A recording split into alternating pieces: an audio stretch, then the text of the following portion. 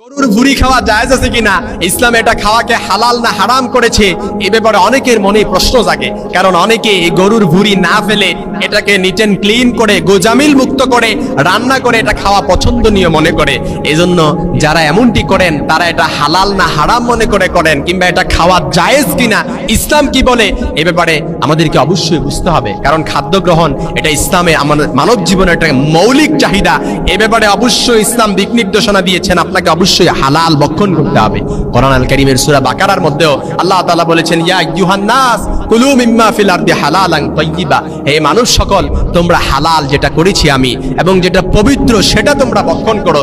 এজন্য গরু ভুঁড়ি খাওয়া ক্ষেত্রে ইসলামের দিক নির্দেশনা হচ্ছে, ফুকায়ে কেরামদের মতামত হচ্ছে, ইমাম নববী রাহিমাহুল্লাহ, শেখ আব্দুল্লাহ বিন বাজ রাহিমাহুল্লাহ, শেখ সালেহ আল উসাইমিন রাহিমাহুল্লাহ আশ-শারহুল মুমতি গ্রন্থের মধ্যে, ফতোয়া ইসলামিয়ার মধ্যে এবং শেখ ইবনে বাজ গ্রন্থের মধ্যে এসেছে এবং আল মাজমু গ্রন্থে ফিকুস সুনানের মধ্যে এসেছে। বিষয়টা খুব সুন্দরভাবে কোট করা হয়েছে। তাদের ঐক্যমত্য মতামত হচ্ছে, গরুর ভুঁড়ি এটা যেহেতু অর্থাৎ হালাল প্রাণীর, অর্থাৎ যেটা আল্লাহর নাম নিয়ে জবাই হয়, এরকম প্রাণীর প্রত্যেকটি অঙ্গ খাওয়াই হালাল করে দেওয়া হয়েছে। এক্ষেত্রে আমি হাদিসও কোট করছি। এ ব্যাপারে নবীজি সাল্লাল্লাহু আলাইহি সাল্লামের স্পষ্ট হাদিস হচ্ছে, তোমাদের জন্য দুই ধরনের মৃত এবং দুই ধরনের রক্ত হালাল করা হয়েছে, মৃত মাছ ও পঙ্গপাল এবং কলিজা ও প্লীহা। এ ব্যাপারে নবীজি সাল্লাল্লাহু আলাইহি সাল্লামের হাদিস। এই হাদিস প্রমাণ করে শরীরে রক্ত থাকার পরও কিন্তু কলিজা এবং প্লীহা খাওয়া এটা কিন্তু জায়েজ।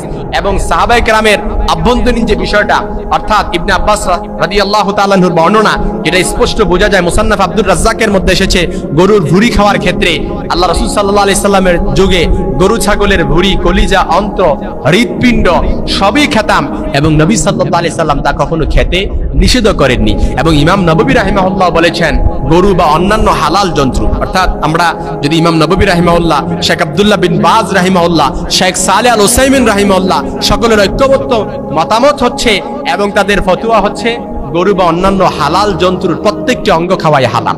অর্থাৎ যে পাকস্থলী আছে এবং অন্ত্র আছে, কলিজা আছে, ফুসফুস আছে, হৃৎপিণ্ড আছে এবং গরুর যে ভুঁড়ি আছে এবং যে অন্ত্র আছে এগুলোর এবং যে ভেলি আছে ইত্যাদি যেরকম অঙ্গগুলো রয়েছে, এর প্রত্যেকটি খাওয়াই ইসলামে হালাল ঘোষণা করেছেন। এই জন্য কেউ যদি গরুর ভুঁড়ি খায় এটা তার জন্য হারাম নয়, এটা অবশ্যই বৈধ।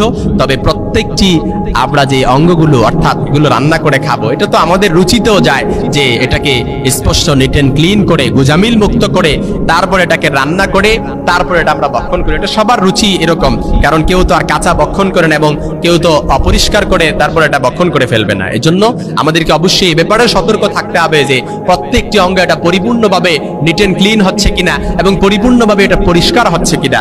এবং এই গরুটা আমাদেরকে সর্বপ্রথম হালাল হওয়ার ক্ষেত্রে সর্বপ্রথম আমাদেরকে যেটা লক্ষ্য রাখতে হবে যে গরুটা আল্লাহর নামে জবাই হচ্ছে কিনা, এই প্রাণীটা আল্লাহর নামে জবাই হচ্ছে কিনা। কারণ কারো নামে যদি কুরবানি করা হয়, কারো কোনো ব্যক্তির নামে যদি কুরবানি দেওয়া হয়, তাহলে কিন্তু সেটা কখনো খাওয়া, এটা কোনো অঙ্গ খাওয়াই তখন ইসলাম হারাম ঘোষণা করে দিয়েছে।